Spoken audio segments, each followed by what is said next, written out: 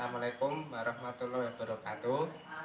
Saya Muhammad Faroji akan menjelaskan tentang sistem pengembangan pengendalian bank. Yang pertama yaitu tentang pengembangan sistem itu sendiri.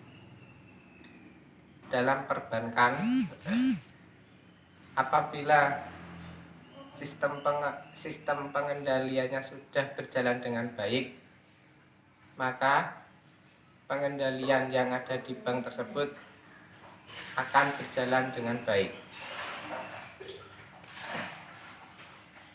Dalam sistem pengembangan pengendalian, yang saya jelaskan pertama adalah bagaimana mengembangkan sistemnya.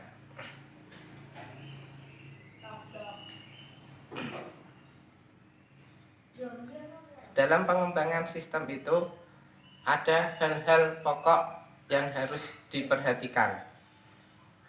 Yang pertama adalah adanya pemisahan fungsi. Pemisahan fungsi yaitu adanya pemisahan tugas-tugas di setiap bagian. Maksudnya adalah satu orang atau seseorang tidak akan dapat melakukan pekerjaannya di 2 atau 3 bagian. Pegawai itu hanya dapat melakukan tugasnya pada bagiannya sendiri yang sudah ditetapkan sejak awal. Misal, apabila pegawai itu berada di bagian teller, maka pegawai itu tidak bisa merangkap bekerja di bagian akuntan. Begitu juga dengan bagian-bagian yang lain.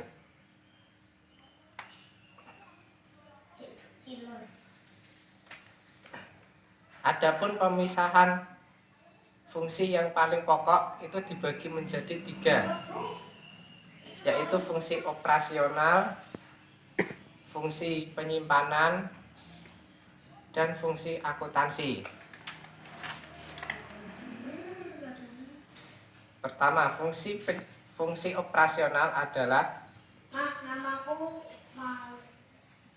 bagian di bank yang melakukan kegiatan operasi bank seperti bagian teller, bagian customer service, terus bagian pemasaran. Yang kedua adalah bagian penyimpanan, adalah bagian yang bertugas untuk menyimpan uang yang ada di bank.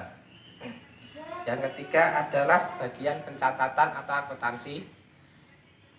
Di sini adalah orang yang mencatat perputaran yang ada di bank.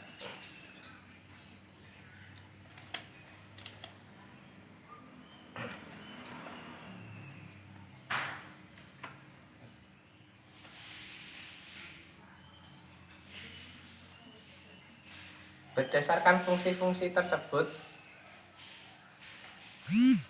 bagian-bagian ini bagian-bagian berikut dapat dikategorikan sebagai berikut ini. 1. Fungsi pelayanan. Fungsi pelayanan terdiri dari teller, customer service, RO, dan penagih kredit. Yang kedua adalah fungsi operasional.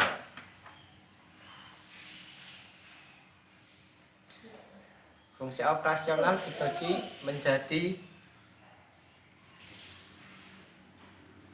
bagian kantor bagian belakang,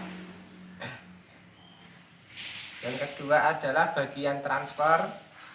Yang ketiga adalah bagian ekspor. Yang keempat adalah bagian clearing. Dan yang terakhir adalah general affair. Berikutnya adalah fungsi akuntansi. Fungsi akuntansi dibagi menjadi akuntansi keuangan, laporan keuangan, pengawas data dan verifikasi, sistem informasi pada bank, dan IT yang ada di bank tersebut.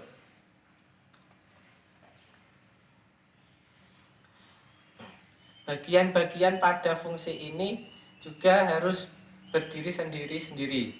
Maksudnya setiap pegawai atau karyawan pada bagian-bagian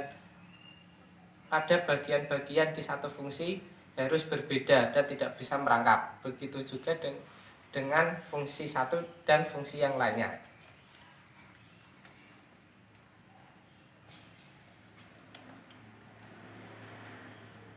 Yang kedua adalah kemudian poin pengembangan sistem yang kedua adalah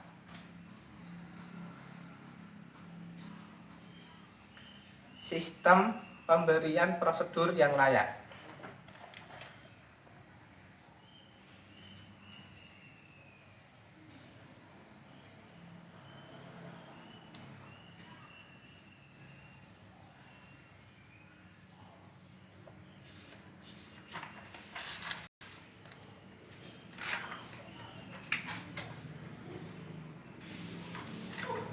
Maksudnya sistem pemberian wewenang prosedur yang layak ini adalah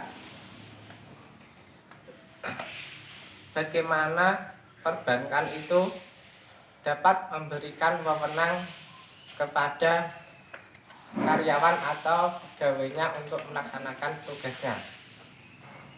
Untuk itu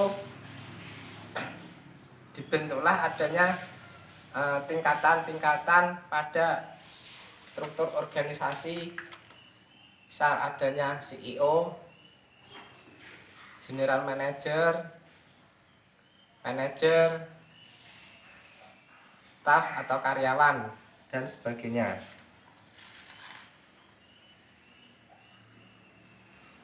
Begitu juga dengan pembagian wewenang yang diberikan antara kantor pusat terhadap kantor cabang ataupun kantor cabang terhadap kantor cabang pembantu dan kantor cabang pembantu terhadap kantor kas. Tujuan dibentuknya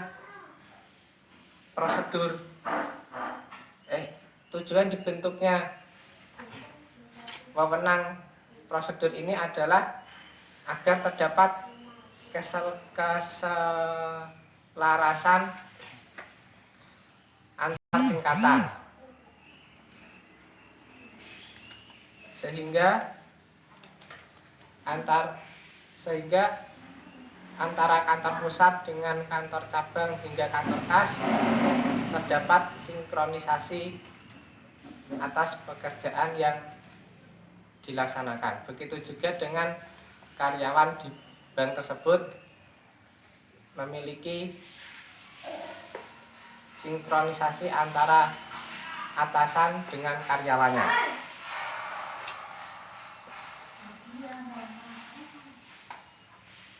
Yang ketiga adalah poin ketiga adalah praktik-praktik yang sehat.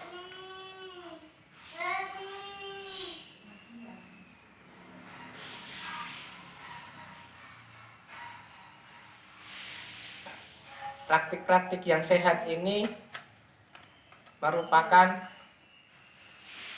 bagaimana bank memberikan kepercayaan yang wajar kepada setiap stakeholder, nasabah dan masyarakat secara luas, sehingga bank tersebut dipandang secara baik dan dapat dipercaya oleh banyak orang atau masyarakat yang berkepentingan dengan bank tersebut.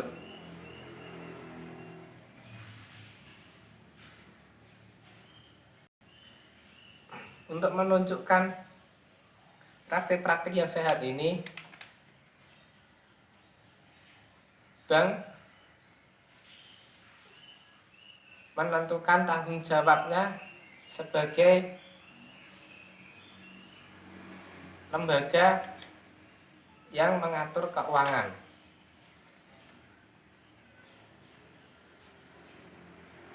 Di mana para nasabah yang menyimpan di bank mempercayakan uangnya di bank tersebut, sedangkan nasabah yang meminjam uang di bank mempercayakan bahwa uang tersebut dapat digunakan dengan sebaik mungkin.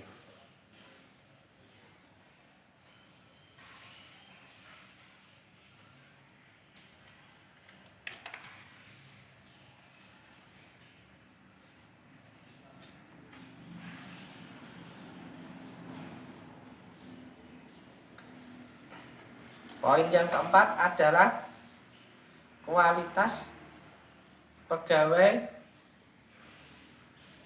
yang sesuai dengan tanggung jawabnya.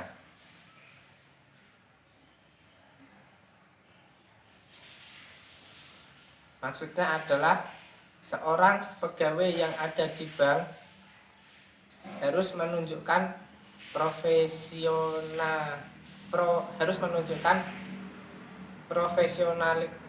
profesionalnya terhadap pekerjaan yang dimilikinya.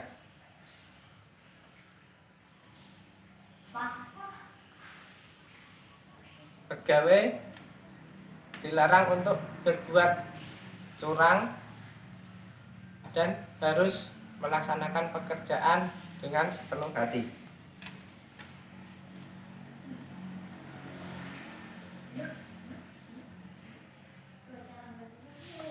Apabila pegawai tersebut menginginkan jabatan atau naik jabatan, maka pegawai tersebut harus melalui kualifikasi yang telah ditetapkan oleh perbankan. Tujuannya agar bank mengetahui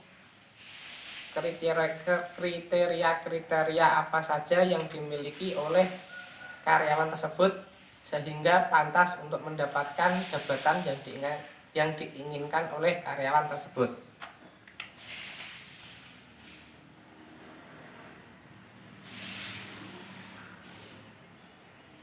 Hal pertama yang dilakukan dalam kualifikasi pegawai adalah penyempurnaan dan pemantapan sistem pengendalian. Maksudnya yaitu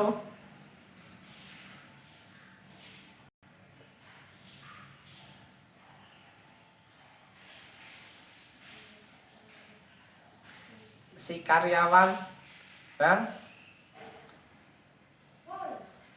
dikualifikasi berdasarkan dengan kemampuannya.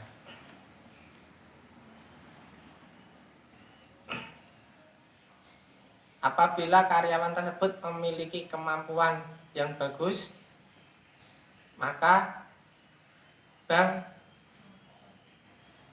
akan menerima karyawan tersebut sesuai dengan jabatannya. Kemudian yang kedua adalah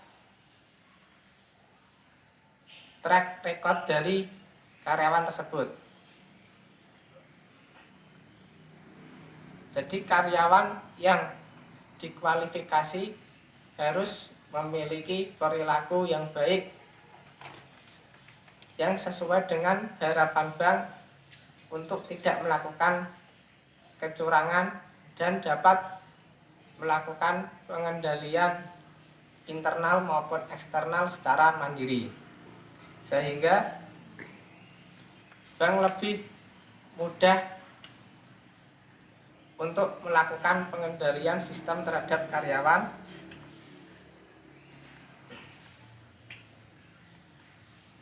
dengan cara karyawan tersebut sudah memiliki kesadaran yang tinggi atas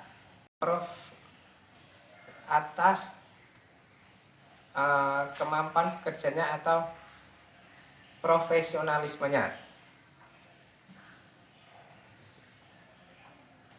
Yang kedua, untuk mengetahui, untuk menilai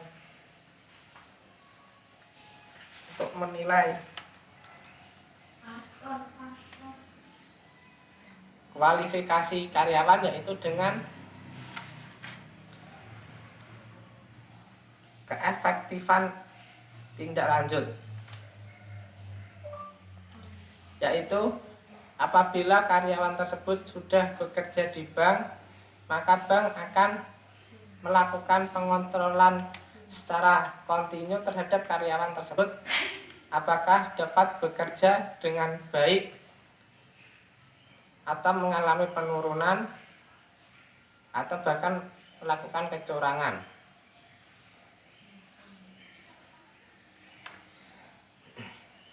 Apabila karyawan tersebut telah melakukan pekerjaannya dengan baik, maka karyawan tersebut bisa dikatakan telah melakukan pekerjaannya secara efektif yang berkelanjutan, dan bank akan mempertahankan karyawan tersebut, bahkan dapat mempromosikan ke jabatan yang lebih tinggi.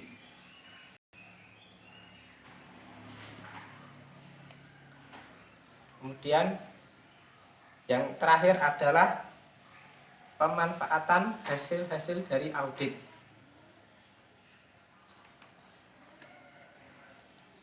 Setiap karyawan bank harus diaudit atau dinilai secara berkala bagaimana kualitasnya.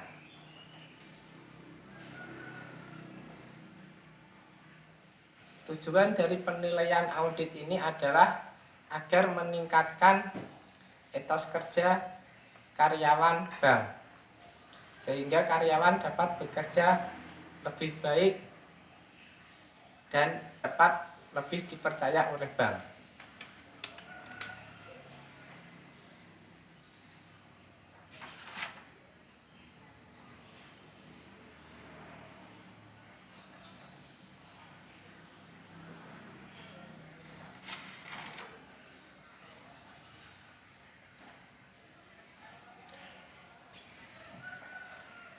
Dalam sistem pengembangan pengendalian ini sangat penting bagi bank untuk membina manusia. Maksudnya yaitu pengendalian sangat penting untuk membina karyawan yang ada di bank tersebut.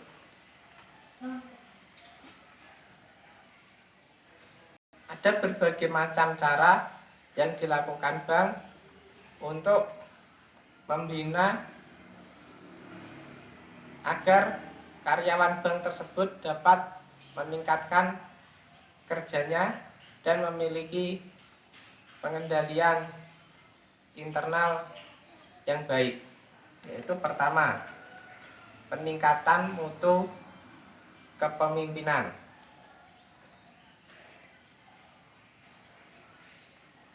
Bank dalam perbankan, setiap karyawannya dilatih untuk memiliki jiwa kepemimpinan. Tujuannya adalah agar karyawan tersebut dapat bekerja secara profesional dan dapat melaksanakan tanggung jawabnya sesuai dengan prosedur dan ketentuan yang berlaku di bank tersebut.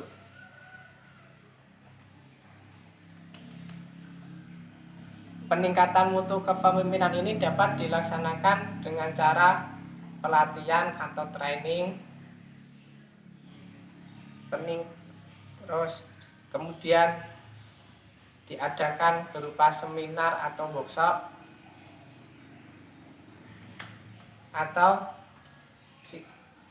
si karyawan tersebut dapat diberikan promosi untuk melanjutkan pendidikan yang lebih tinggi. Tujuannya adalah untuk meningkatkan keahlian si karyawan tersebut. Tujuannya adalah untuk meningkatkan pengetahuan, keahlian, sikap, kemampuan, pengetahuan, dan kemampuan supervisi pada karyawan tersebut.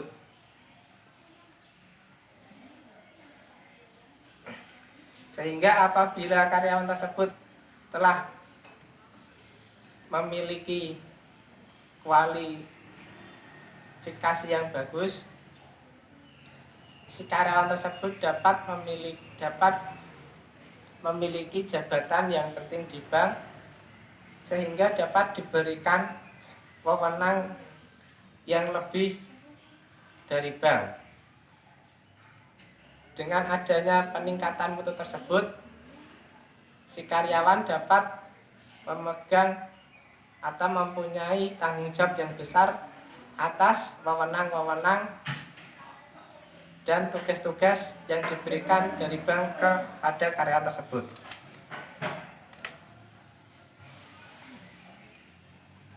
Dalam membina manusia, poin yang kedua adalah adanya keterbukaan, hubungan kerja, dan pendekatan.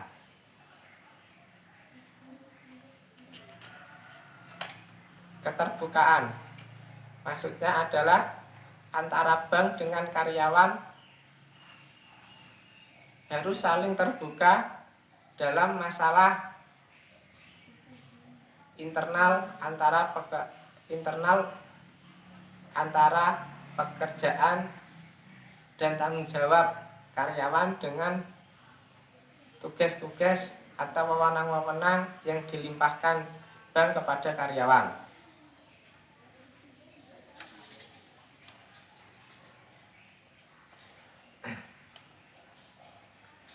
Yang kedua adalah hubungan kerja. Hubungan kerja yang baik adalah apabila karyawan dapat melaksanakan pekerjaannya dengan baik, begitu juga dengan bank dapat memberikan hak karyawan sebaik mungkin, sehingga ada hubungan timbal balik positif yang sama-sama dirasakan oleh kedua belah pihak. Misal, bank memberi gaji yang sesuai dengan harapan karyawan. Untuk dapat mendapatkan gaji yang sesuai tersebut, karyawan harus melaksanakan tugas-tugasnya dengan semaksimal mungkin yang dapat diharapkan oleh bank. Yang ketiga adalah pendekatan. Butuh adanya pendekatan antara bank dengan karyawan, sehingga hubungan kerja dan keterbukaan bisa berjalan dengan baik, dan komunikasi antara bank dengan karyawan dapat berjalan dengan lancar, sehingga tidak ada yang namanya masalah internal atau bisa dikatakan crash antara si karyawan dengan bank, sehingga pekerjaan dapat dijalankan dengan sebagaimana mestinya.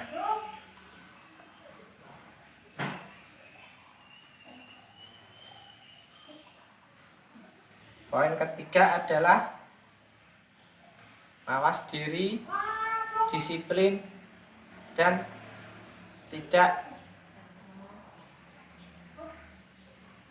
adanya kolusi. Yang pertama, mawas diri. Mawas diri yaitu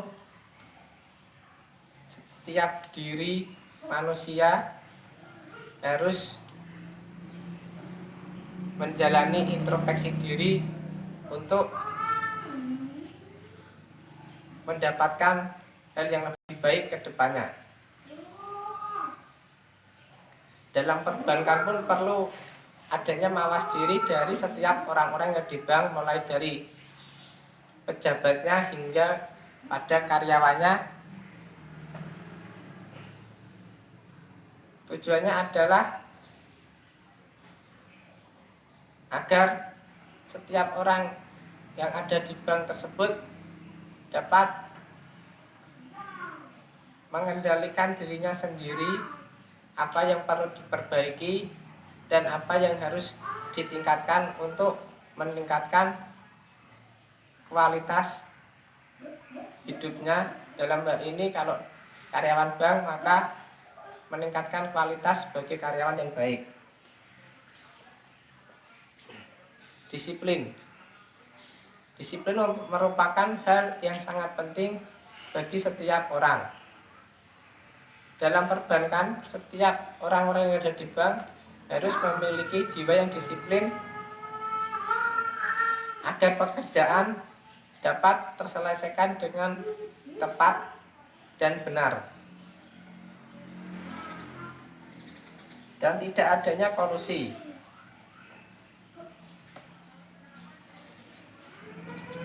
Tidak ada kolusi maksudnya tidak ada hubungan khusus antara pejabat dengan karyawan, sehingga semua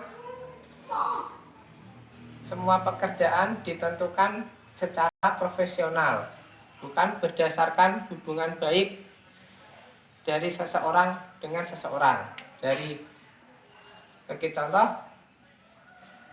apabila ada karyawan yang berkompeten, maka karyawan tersebut yang harus memiliki wewenang dan jabatan yang tinggi, bukan karena dia seorang yang dekat dengan pejabatnya maka bisa mendapatkan jabatan yang tinggi.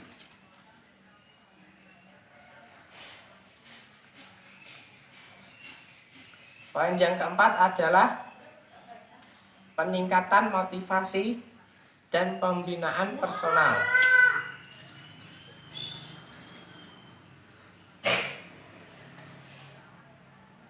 Dalam melakukan pembinaan di setiap individu-individu yang ada di bank, bank perlu memberikan motivasi lebih terhadap setiap orang-orang yang berada di bank. Motivasi ini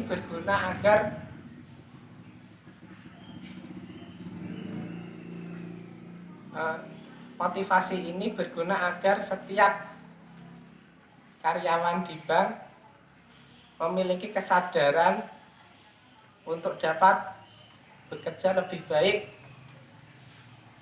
Tujuannya agar apabila karyawan tersebut telah memiliki kesadaran yang tinggi, maka pekerjaan tersebut dapat diselesaikan dengan baik dengan sedikit pengawasan atau pengontrolan,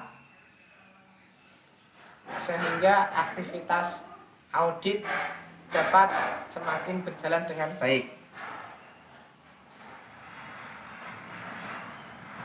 Yang terakhir adalah peningkatan etos kerja.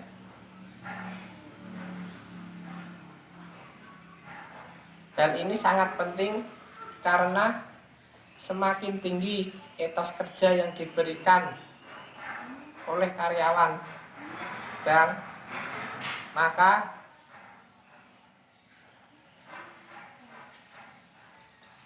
bank tersebut juga dapat bekerja semakin baik. dan semakin dipercaya oleh masyarakat secara luas. Namun apabila etos kerja dari karyawan itu menurun, maka bank tersebut juga akan mengalami kemunduran dan tidak dipercaya oleh masyarakat.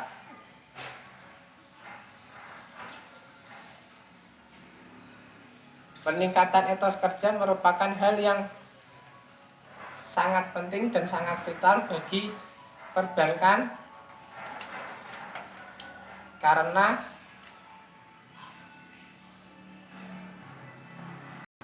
bank berusaha untuk dapat bekerja dengan baik dan mendapatkan kepercayaan dari masyarakat. Untuk itu, setiap karyawan di perbankan dituntut untuk selalu meningkatkan etos kerjanya, dan itu dilakukan secara kontinu.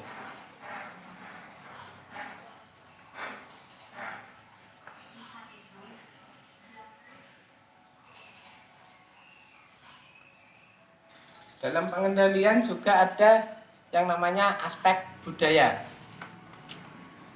Aspek budaya ini dipengaruhi oleh lingkungan sekitar yang ada di bank tersebut. Sebagai contoh, bank internasional seperti CNBC yang memiliki cabang di berbagai negara harus menyesuaikan budaya-budaya yang ada di negara cabangnya. Misal, CNBC yang berada di Indonesia, maka bank CNBC tersebut harus menyesuaikan budaya-budaya apa saja yang ada dalam masyarakat Indonesia dalam melakukan perputaran uang. Begitu juga dalam pemilihan karyawan dan para pejabat-pejabatnya.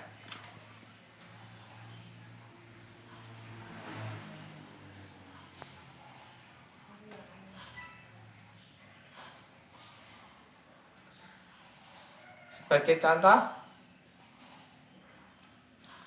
apabila sebuah bank ingin merekrut karyawan atau ingin menaikkan jabatan seorang karyawan, jika di Indonesia itu sering terjadi perasaan ewoh bekewoh, maka di dalam kegiatan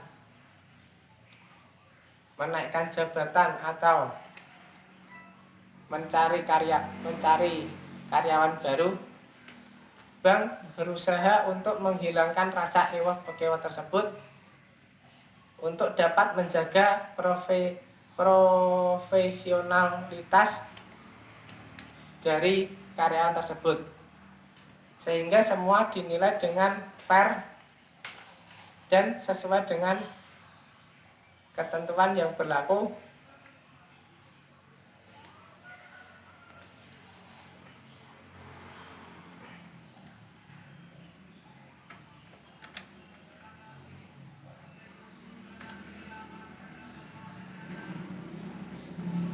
Yang kemudian dari aspek budaya,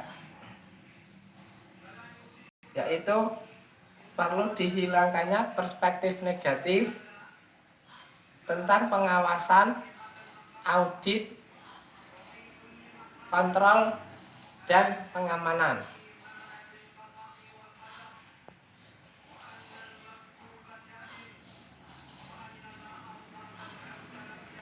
Untuk menghilangkan perspektif negatif ini, maka kegiatan pengawasan atau controlling dan audit bank dilakukan dari berbagai arah. Maksudnya, dilakukan berbagai arah adalah kegiatan pengawasan tidak dilakukan satu arah saja. Kegiatan pengawasan harus dilakukan dari semua penjuru. Gambaran yang paling gampang adalah apabila atasan mengawasi karyawan, maka karyawan berhak untuk mengawasi atasannya. Begitu juga dengan kegiatan di bank tersebut.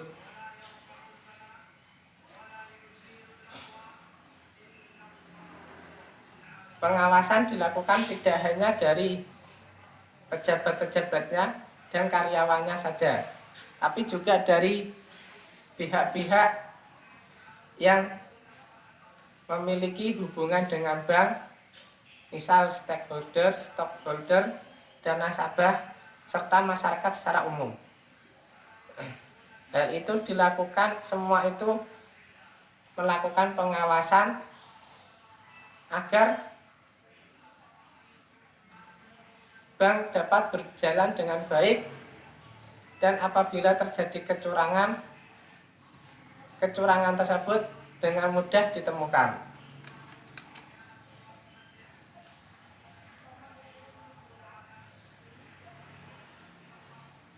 Poin ketiga dalam aspek budaya adalah meningkatkan tanggung jawab. Semua orang, baik itu dari tingkatan pejabat hingga karyawan di bank, tanggung jawab merupakan hal yang sangat penting dan sangat vital. Dari awal pembahasan selalu ada tanggung jawab yang dibicarakan, karena pada dasarnya peningkatan tanggung jawab dalam setiap orang itu akan menentukan keberhasilan orang tersebut dan lembaga yang menaunginya. Dalam hal ini adalah perbankan. Sehingga semakin meningkat tanggung jawab dari para karyawan dan pejabat-pejabatnya, maka kegiatan atau aktivitas bank tersebut juga dapat lebih baik, dan efeknya adalah semakin dipercaya oleh masyarakat secara luas.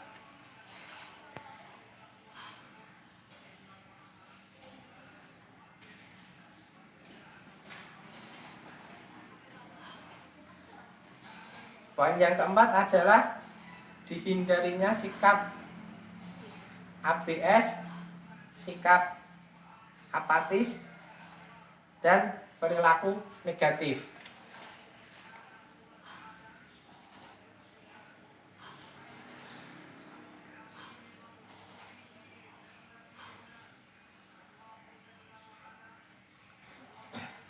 Dalam pengendalian yang dilakukan oleh internal bank,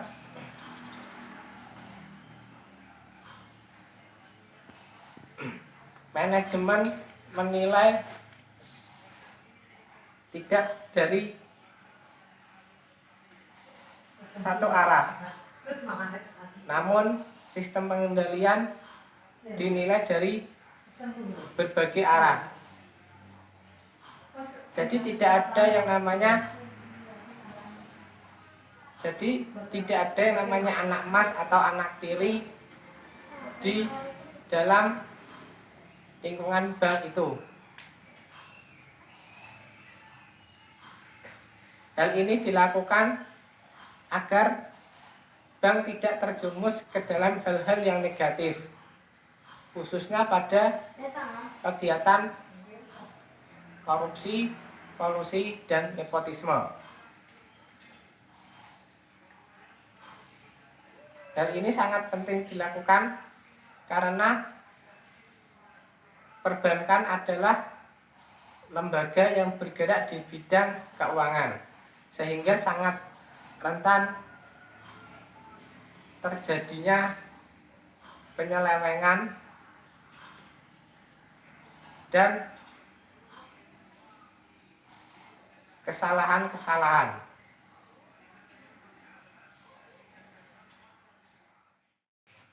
indikator keberhasilan pelaksanaan sistem pengendalian.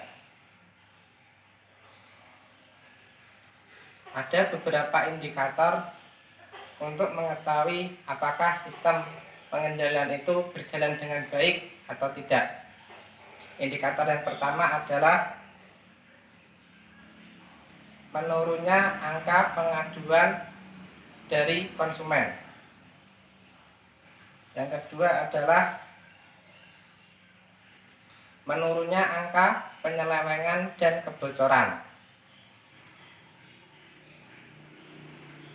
Yang ketiga adalah berkurangnya kemacetan dalam pekerjaan yang ada di bank.